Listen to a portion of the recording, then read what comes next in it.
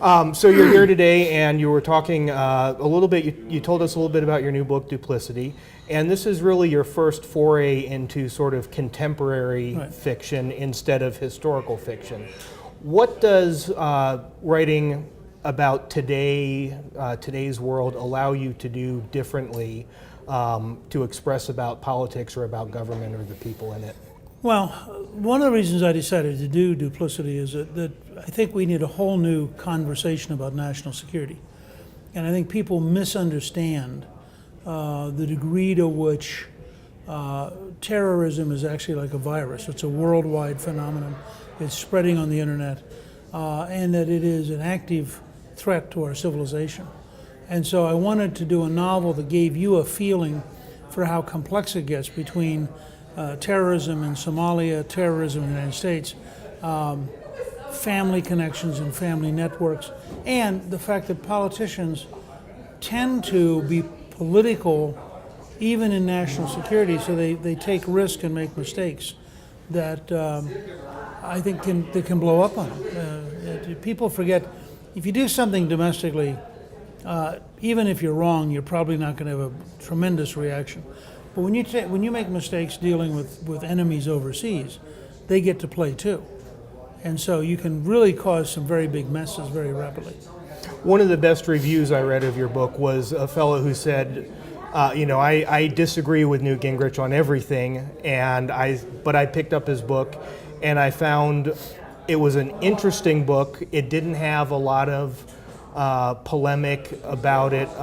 Is that something you tried to do to make it? Yeah, I mean, we want people, look, if I can get you into a story and you get absorbed by the story, and in the process you learn a couple of things about how dangerous the world is, then I feel like I've been successful. If I write a book that's only hard line, then I automatically can't convince the unconvinced. And my interest was to reach every American citizen with how dangerous the world is and how much we need to change, but to do it so that they didn't put up automatic walls.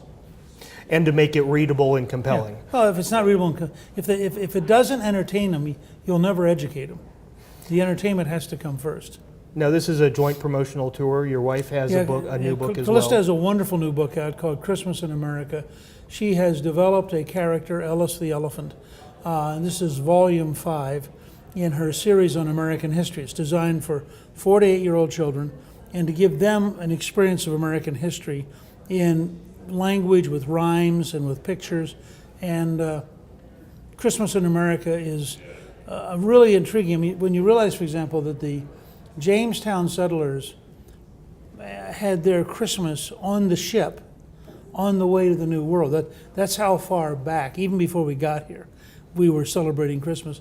And she found a whole series of really interesting facts, for example, about presidents and Christmas and events that occurred with Christmas. And it's a pretty cool book.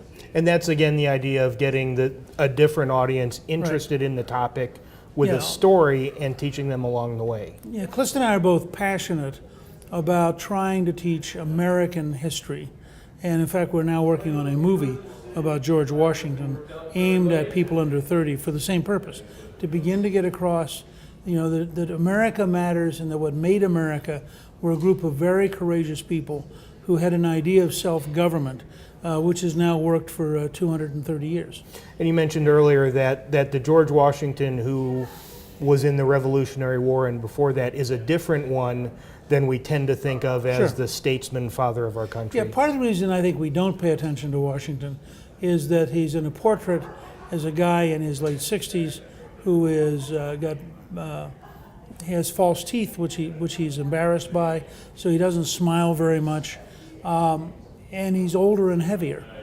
When you go back and you look at the younger Washington, he was considered the best horseman in the colonies. He spent part of his early life out on the frontier. He was a surveyor. He would routinely go into the woods with only 2 or 3 people. He understood the Indians.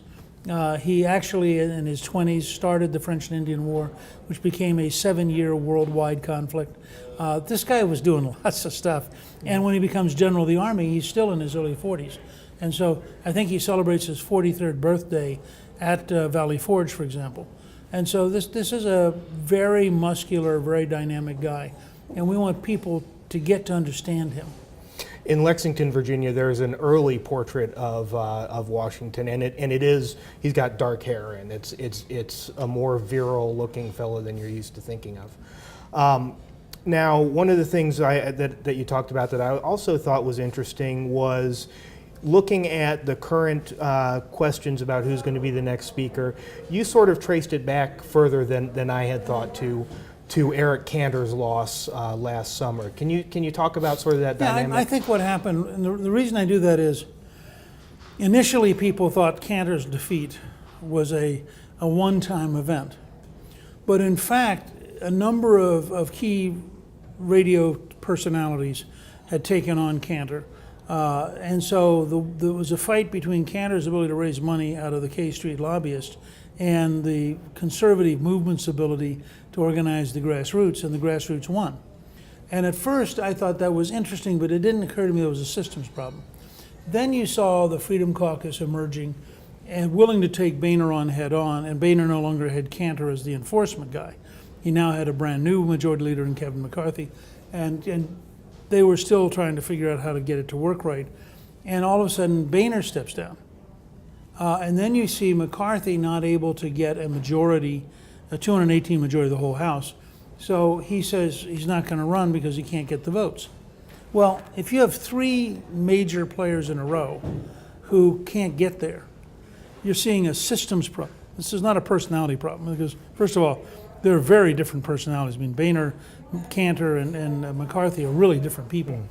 So I began to realize that the systems problem related to the rise of Trump and Carson and Fiorina and Cruz, in that you have a Republican Party now which in polling numbers, 62 or 65% of the Republicans are against their leadership in Washington. They want more militant, more aggressive, more active. And you said that you consider Ted Cruz among those sort of outsider Yeah, Cruz is an outsider. I mean, Cruz is not in the Senate. He's clearly somebody who's a permanent insurgent. In the Senate, but not of the Senate. That's exactly right. And then you also mentioned that one of the differences between Trump and Carson, they're both channeling that same kind of dynamic within the voters, but Trump appeals to one sort of personality or appeals through his temperament, and Carson being a different kind of temperament. Yeah, I think, at least for me, Trump is much easier to understand than Carson because Trump is noisy. He understands social media.